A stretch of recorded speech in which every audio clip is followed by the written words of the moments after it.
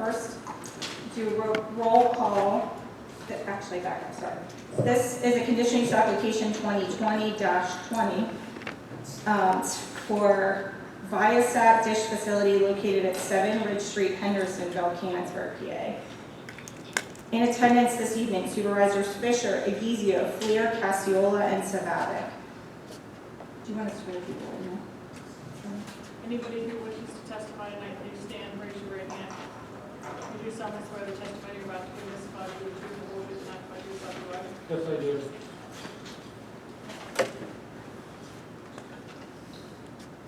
Are you the applicant? Yes, ma'am, I am. Do you want to stand up and you can go ahead and give your presentation? Explain this, what you want to do.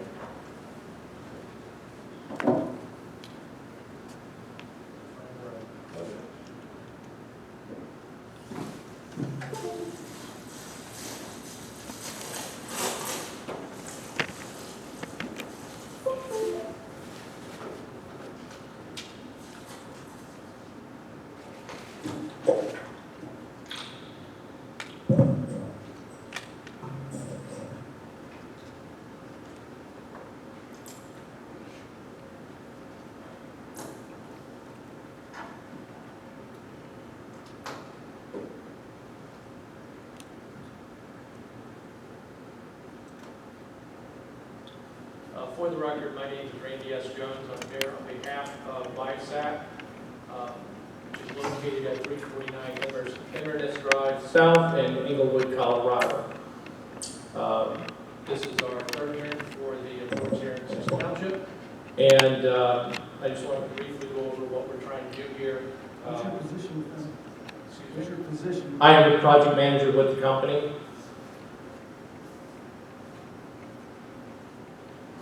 We're to ask for a conditional use permit approval by the Board of Supervisors today. Prior to this meeting, we had met with your zoning hearing board for a use variance, which was approved, a setback variance, which was approved, and then we were before your planning commission, we recommended approval of the conditional use permit to the to this board. And this process started in July, and we had another meeting in August, and then here we are today for this hearing. Who is Viasat? I get that question quite a bit, so I like to do some of these presentations to kind of explain who we are. We are a satellite company, obviously. 65% of our business is roughly with the federal government through their Department of Defense agencies for the most part, and the other 35% is the civilian application of our systems. This site is for civilian use only. Viasat's been around for the last 30 years. We've been providing these type of satellite services to not only to the military and but also the civilian use. Viasat 1, Viasat 2. If you went online, you would look up a Viasat. You'll see that we launched Viasat 2 roughly 2.5 years ago. This revolves around Viasat 3, this site. Headlands founded in 1986. We have 28 offices, which not being occupied right now due to COVID. Most of us are working out of the house, including myself. My office is located in Denver, Colorado, and the corporate offices are in Carlsbad. We have offices as listed here, and roughly 2 million sales and roughly 200 team members throughout the world. How does this system work, and why do we need this satellite access node? Our friend here, if he had our system, his computer would work off of wireless internet to the dish that's on his roof. It's very similar to a dish you can see for Dish Network, but it wouldn't provide TV, but would provide wireless internet.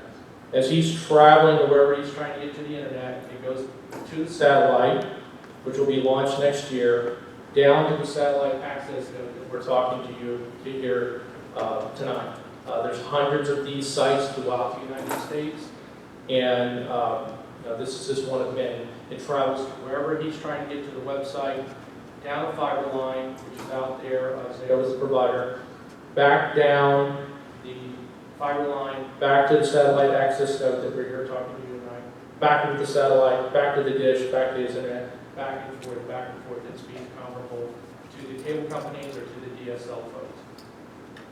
Whoever your local DSL providers are located. I wanted to kind of go over where this site is at. I've been in this neighborhood quite a bit over the last couple months, and so is my team. This is Richard Odie's property, and the site sits down, if you're familiar with this, as you go up Ridge Street, you make a left into his driveway, and we set down to the southwest, roughly, of that dish, or that driveway down in that corner. I have talked to the neighbors to the north here, myself.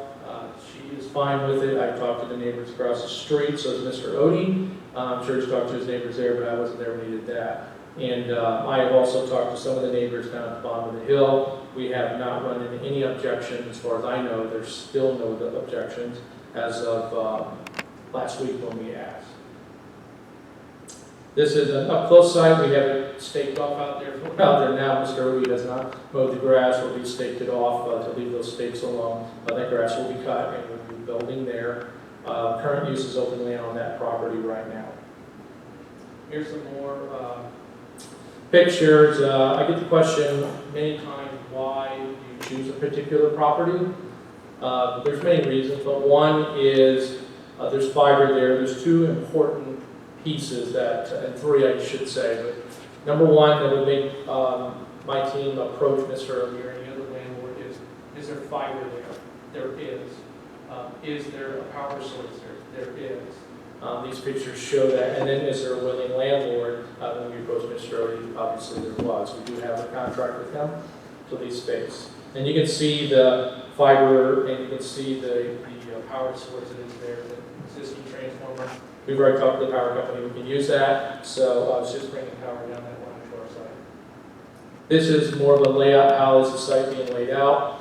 Some people ask me, why is it crooked? Because we like to build our sites so they face the satellite. And that's why it's like that. You can see how power is coming in. The road won't be there. We decided that to not move forward with the road. We didn't need it anyway, and we didn't want to have to deal with dust control that's in your ordinance. So the drawings that everybody has does not need a road, and Mr. Odie was fine with that. It's 150 feet. Our techs can walk that far, and we thought it was a better plan for the neighborhood. This is a mock setup that's in Atlanta, Georgia, and I like to show this to folks to give you a feel of what we're talking here. The concrete pad will not be poured; it'll be gravel, but our mock setup is sitting on a concrete pad outside the offices there. So it's just best to show that. But a visual tells the story of how non-intrusive this site is once it's set up. I'll get questions sometimes how long it takes to build, about 3 to 7 days. The weather holds, we usually get them done in about 4 days. There's not a lot of large equipment that has to come in. It's not a cell tower. I was on the cell tower side of the business for about 17 years with wireless carriers building wireless sites out. This is believing. We're done really quick. Once we're done, we have some of these, and I'll show you. And most people wouldn't even know that they're providing wireless broadband to the neighborhood. This site's built in Pomeroy, Ohio. I chose it because we were asked to put up a cedar fence, and this is very similar to what we would be doing, minus all this gravel that you see outside the fence. The grounds there, the fairgrounds, they asked us to kind of move the fiber, or move the gravel out more, but we will not do that at Mr. Odie's property. We'll fence off initially. We're going to fence off the whole 700 square feet on this one. Sometimes we only fence off 300, but this one, we want to get in, since it's near a neighborhood, do the work, and if we need the rest of the space, at least won't require any more intrusive work once this is completed. I had listed just a little bit for the CUP discussion. I don't want to read this out to you. You certainly know your ordinance, but some of the things we were asked to do, like provide documentation about our FCC licenses. We did that. We provided proof of communication complies with safety standards. We gave that to staff. We satisfied that. The fence is only 8 feet tall, so we satisfied yet another requirement. There's a requirement to talk about support structures and structural analysis. The dish doesn't require any of that. We're also not required by the FCC to file with FAA. It's only 8 feet tall. Just a few things to just bring up here. It's very non-intrusive and complies with your CUP standards. The dish antenna does not require any attachment to support structure. It will not require structural analysis. That's another part of your ordinance. Viasat on the existing drive as part of the agreement with the landlord. There will be no building of any roads. The proposed structure will be approximately 8 feet tall and setback distance greater than the height of the apparent parcel. It's a setback requirement that you guys have in your ordinance. The proposed structure would also be, like I said, 8 feet tall. 6-foot dish antenna with a 2-foot buffer to alleviate the dish to the ground and have it get to 8 feet. The proposed facility is designed with solid fence, so that kind of hits a lot of this chain link and stealthy, not really stealthy, but fencing requirements. There's no guide wires. The landscaping, we're using existing fencing, we're like existing landscaping. When I say landscape, it's really natural vegetation that's along that road on Ridge Street. We do not need to light this, there will be no lights. FAA doesn't require it, neither does our technical guys. Be unlikely they're out there at night anyway. If the site goes down, then they work on the daytime. There's hundreds of these you can afford to have down every once in a while. To maintain community may not include offices. There'll be no offices. They're not storing vehicles there. It's just the dish and support equipment and fiber boxes. We will provide these copies that are required every January. We will comply with anything that the city asks for on a yearly basis. We have no objection to that. Anything that's public with the federal government or the state, more likely we will happily do that. Removal, we're contractually obligated to do that with Mr. Rhodey if we do abandon the site. So we also comply with that.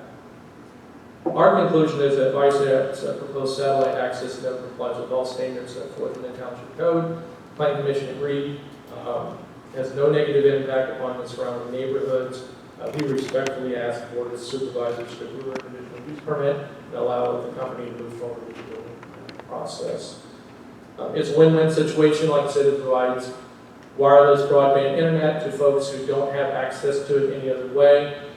Rural areas, and I know some of the staff and people we've talked to don't have access. It also provides competition to your local DSL and cable companies, hopefully to push those prices down, or improve customer service. And Comcast is your guys' video company here. And as I've been in town for the last 100 days now, I've heard one enough complaints about Comcast. We have Comcast in Colorado, so I can understand. I want to thank you for listening to me, and I will answer any questions you have. And we do appreciate the fact that the staff has worked with us for some time now to get us to this point here. With that, I'll answer any questions for me.